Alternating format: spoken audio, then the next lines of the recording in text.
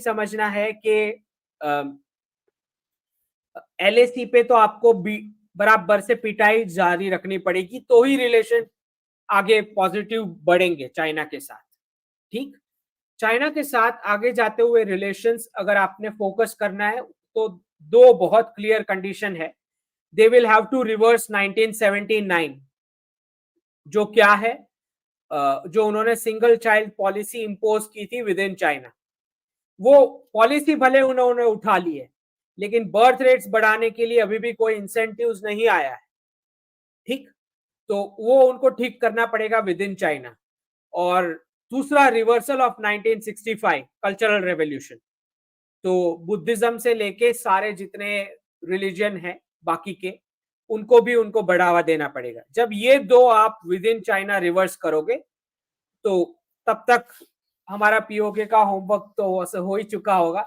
तो then we can focus on LAC solution. ठीक है।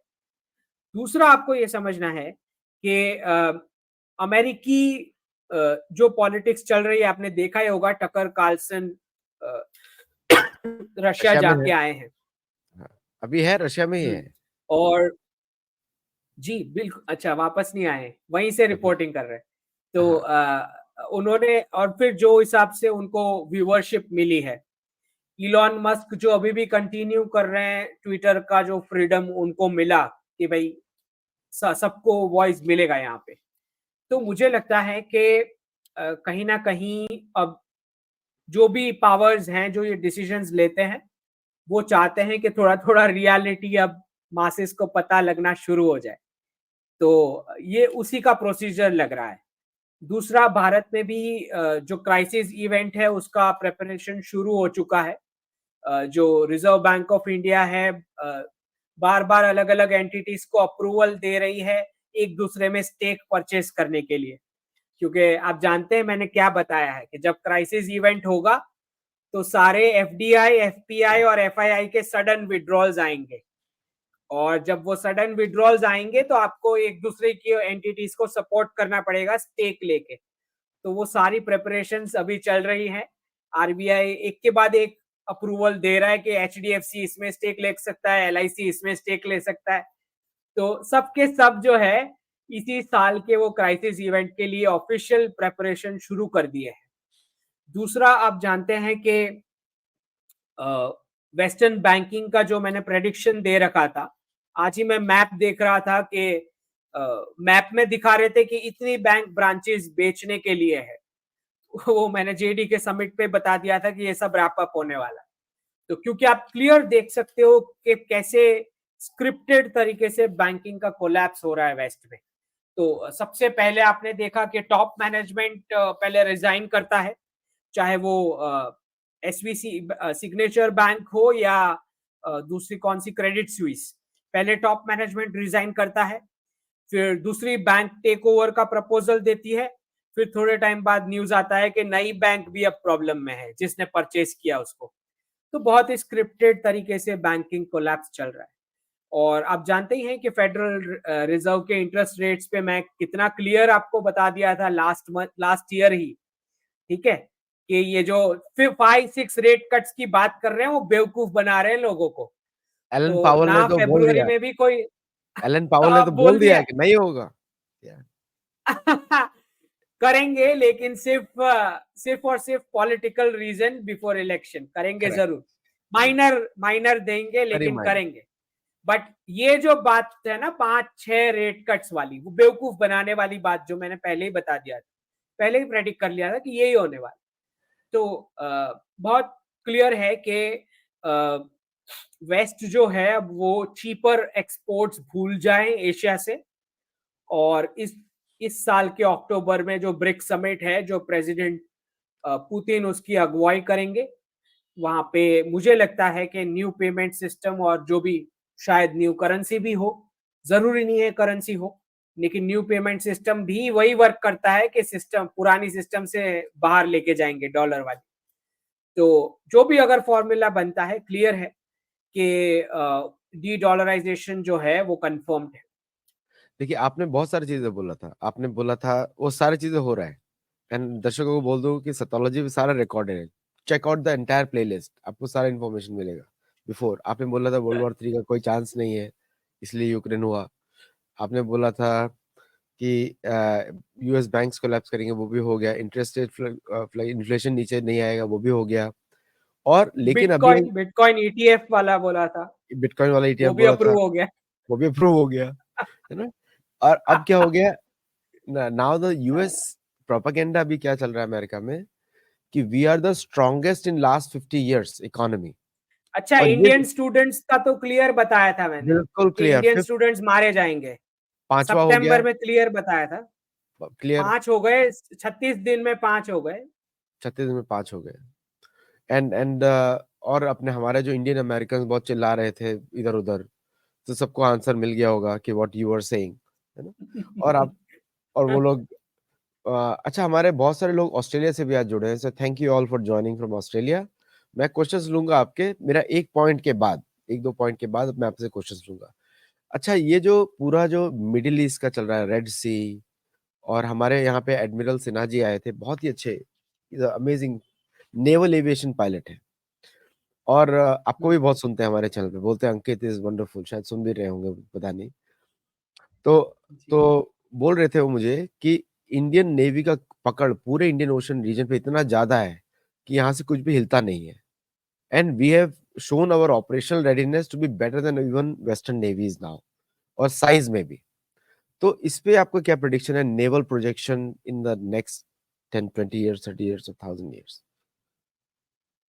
देखिए, आप एक बात समझ लें कि इस पर भी आई थिंक 10-12 मंथ्स हो चुका होगा, मैंने बताया था कि फाइनेंशियल रीसेट के बाद अमेरिकन नेवी का वो कुछ कैपेसिटी फाइनेंशियली नहीं बनेगा कि world wide net security provision करे।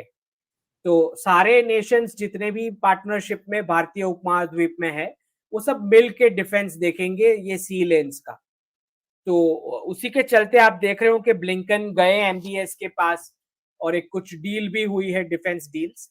बट मेजर जो हम देख रहे हैं कि जॉइंट प्रोडक्शन और टेक ट्रांसफर भारत के साथ, जो मुझे लगता है कि 2024 इलेक्शन रिजल्ट्स के बाद ही कॉन्क्रीट तरीके से आगे बढ़ेगा। तब तक तब तक जो है ये फ्रिक्शन चलता रहेगा, बिकॉज वो लोग नहीं चाहते उस हद तक टेक्नोलॉजी ट्रांसफर करना जो हम लोग मांग रहे हैं। तो मुझे नहीं लगता कि कोई वेट करने वाले मोदी जी, जो हमारी तो डील्स फ्रांस और रशिया के साथ आगे बढ़ेगी अगर अमेरिकन कंपनीज इंटरेस्टेड नहीं है। पर एक बात समझ लें आदित्य जी, कि अगर अगर ये नहीं होता है, वैसे मुझे नहीं लगता कि नहीं होगा, लेकिन अगर भारत अमेरिका की बड़ी डिफेंस डील्स नहीं होती, भारत में जॉइंट प्रोडक्शन और 100% टेक ट्रांसफर की, तो फिर आप ये पकड़ के चलो कि कुछ ही महीनों के अंदर अमेरिकी डिफेंस के एम्प्लॉइज मॉस्को में इंटरव्यू देते हुए पाए जाएंगे। मैं बता रहा हूं। दिख रहा है। ठीक। हाँ, मैं बता रहा हूं, यही होना है, क्योंकि मैं थोड़ा सा ऐड कर दूं मजेदार न्यूज, क्रिस्टीन अमनपोर को जो भी लोग सुनते हैं उनको ध्यान रखो क्या क्या बोलती है, क्योंकि उसका रिवर्स हो रहा है। Yes, go ahead. तो दो ही रास्ते हैं, या 100% टेक ट्रांसफर के साथ भारत में जॉइंट प्रोडक्शन करेगी अमेरिकी डिफेंस कंपनीज, या आपके सारे एम्प्लॉइज जो है उसमें से एक बड़ा वर्ग जो है मॉस्को में इंटरव्यू दे रहा होगा कुछ ही महीनों में। ठीक है, दो ही रास्ते हैं, तो समझ लो जो भी समझना है, this is what it is. लिख दो सब लोग, सोशल मीडिया में डाल दो, अंकित ने बोल दिया है, हो जाएगा। Which is every as good as. अच्छा, भारत में करो और प्रॉफिट लो और आपकी कंपनीज कंटिन्यू करे सर्वाइवल, या रशिया में एम्प्लॉइज ट्रांसफर कर दो तो भी टेक्नोलॉजी यही आनी है घूम फिर के। कुछ भी कर लो, यहीं पे जॉइंट प्रोडक्शन और टेक्नोलॉजी ट्रांसफर होना है। नहीं, मुझे कोई पूछ रहा था ईमेल पे, रशिया पे क्यों नहीं शो करते, तो चलिए आप जो, अगर आप देख रहे हैं तो देख सुन लीजिए। मैंने इनको पूछा नहीं था कि रशिया पे बात होगी, मैं बात ही नहीं कर रहा था रशिया के ऊपर, तो क्योंकि अमेरिका का सबसे बड़ा इन देखिए, लोगों को। हाँ, बोलिए। हाँ, रशियन इकोनॉमी जो पहले ही मैं बता चुका हूँ कि रीसेट के बाद it will be the richest economy, because commodities वाला एक फॉर्मूला जो बनेगा और आर्कटिक से जो मेल्ट होके खजाना निकलेगा और वो नई सी लेंस। दूसरा आपको ये समझना है कि भारत और रशिया के रिलेशंस में आफ्टर ये जो ब्रिक्स समिट अक्टूबर में होगी, उसके बाद आप देख पाओगे कि बहुत सारे रुपीस जो रशिया स्पेंड करना चाह रहा है, जिसका मतलब है कि भारत में उनका निवेश होने वाला है इंडियन रुपीस का return as Russian investment. Okay, Indian rupees वापस आएंगे इंडिया में, लेकिन एज रशियन इन्वेस्टमेंट। तो वो जो ट्रेड टाइज बनेगी वो बहुत स्ट्रांग बनने वाली है और आपको बहुत सारे रशियन टूरिस्ट भारत में दिखाई पड़ेंगे वो स्पेंडिंग करते हुए। तो this is the direction of the ties. बहुत जल्द बड़े अग्रीमेंट्स हो सकते हैं जिसमें दोनों कंट्रीज का एजुकेशन और लीगल सिस्टम का रिकॉग्निशन हो सकता है। आई थिंक ये ऑलरेडी मैंने प्रेडिक्ट कर दिया है, हो भी जाएगा। और जहां तक सवाल अमेरिका का है, तो मुझे एक जो लेटेस्ट, आई थिंक हमने शायद इस यहाँ पे बात नहीं की इसके बारे में, लेकिन बीच में जो एक विजिट हुई है, जो टेक्सास के गवर्नर भारत आए थे, और उससे पहले कैलिफोर्निया के गवर्नर चाइना गए थे। करेक्ट। तो सोशल मीडिया में सारे एक्सपर्ट्स 99.99% बोल सकते हो जो बता रहे थे कि दिस इज अ क्लैश, कि कम्युनिस्ट चाइना कैलिफोर्निया के साथ है और भारत जो है वो टेक्सास के साथ है। तो मेरा बहुत ही विपरीत अंडरस्टैंडिंग है। मेरा ये मानना है कि कम्युनिस्ट चाइना कैलिफोर्निया और भारत और टेक्सास स्टेट यहाँ पे कोऑर्डिनेशन करने की कोशिश कर रहे हैं कि डी डॉलराइजेशन का केओस और उसके बाद रीसेट कैसे आगे बढ़ना चाहिए। मेरा मानना है कि ये कोऑपरेशन था, ये एक दूसरे के विरुद्ध नहीं था। This is my understanding. I totally तो कंकर ये विद तो यू। आगे जाते हुए टोटली कंकर विद। ये आगे जाते हुए मैं रीजन बताता हूँ। Texas and California are the richest economies of US. और जो भी आप बोल रहे हैं रेड स्टेट और ब्लू स्टेट, ये सब चीजें सिर्फ मीडिया के लिए है। बिहाइंड द सीन ऐसा नहीं काम चलता है। वो सब मीडिया कंजम्पशन के लिए है। मैं उनको तो पता ही नहीं, उनको नहीं पता है। मैंने तो रिजाइन कर दिया है। मैं रजिस्टर्ड इंडिपेंडेंट ना हूं। मैं किसी पॉलिटिकल पार्टी को बिलोंग नहीं करता हूं। मैं हूँ पॉलिटिकल पार्टी भगवान राम की, भगवान कृष्ण की पॉलिटिकल पार्टी में हूँ।